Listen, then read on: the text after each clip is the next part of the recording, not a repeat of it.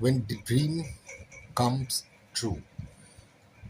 বিশ্বকাপ group stage over হয়ে গেছে। এখন রাউন্ড অফ 32 খেলা শুরুর আগে প্রত্যেকটা গ্রুপের ম্যাচ দেখার পর একটা টিমের প্রেক্ষিতে কথাটা বলতে ভীষণভাবে প্রযোজ্য অর অ্যাপ্লিকেবল যদি বলি, ওয়েন ড্রিম কামস ট্রু, স্বপ্ন পূরণের নাম কেপ ভার্ডে।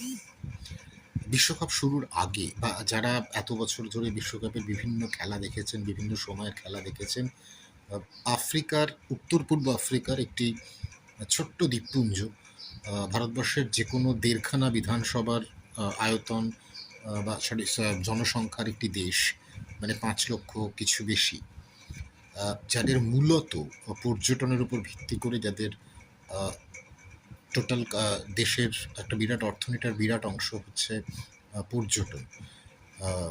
কারণ বেশ কিছু দ্বীপপুঞ্জ মিলিয়ে এই দেশটা খুবই সুন্দর একটি মনোরম আউটিংয়ের জায়গা বহু মানুষের ক্ষেত্রে সারা বিশ্বের। কিন্তু এই কেপ ভার্ডে ফুটবল বিশ্বকাপ 2026-এ ইতিমধ্যেই কিন্তু আলোড়ন ফেলে দিয়েছে। তার কারণ ভুললে চলবে না, এরা একই সাথে একটা গ্রুপে এরা কিন্তু দুখানা বড় বড় দেশের সঙ্গে ছিল। একটা হচ্ছে একবারের বিশ্ব চ্যাম্পিয়ন স্পেন, যাদেরকে বর্তমানে ইয়ামেল বা ইত্যাদি আরও অনেক প্লেয়ার থাকার কারণে যাদেরকে কিন্তু কন্টেন্ডার ফর চ্যাম্পিয়ন ধরা হচ্ছে। মানে যদি টপ 5টা দেশ ধরি, স্পেন কিন্তু অন্যতম।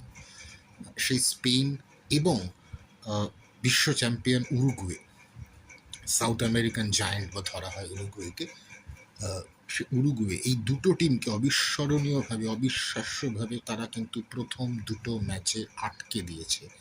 স্পেনকে 0-0 ড্র এবং উরুগুয়ের এগেনস্টে 2-2।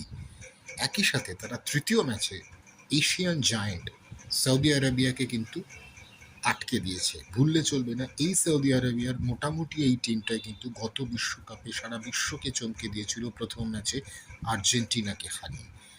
এই কেপ ভার্ডে মুখোমুখি রাউন্ড অফ 32-তে আর্জেন্টিনা, যাদের কিন্তু এই বিশ্বকাপে অন্যতম ফেভারিট ধরা হচ্ছে। এবং মেসি কিন্তু আজকে মোটামুটি স্বপ্নের ফর্মে বিশ্বকাপ শুরু করেছে। প্রথম ম্যাচে হ্যাট্রিক, দ্বিতীয় ম্যাচে 2 গোল, তৃতীয় ম্যাচেও গোল পেয়েছে, কন্টেন্ডার ফর গোল্ডেন বুট। তো সেই আর্জেন্টিনার মুখোমুখি অঘটনের আশঙ্কা আমি জানি না, ফুটবল বিশেষজ্ঞরা তো অবশ্যই করছেন না, কিন্তু কিন্তু এই কেপ ভার্ডেকে কিন্তু খুব সহজভাবে যদি আর্জেন্টিনা নেয় তাহলে কিন্তু বিপদে পড়বে। কারণ একই ভুল কিন্তু স্পেন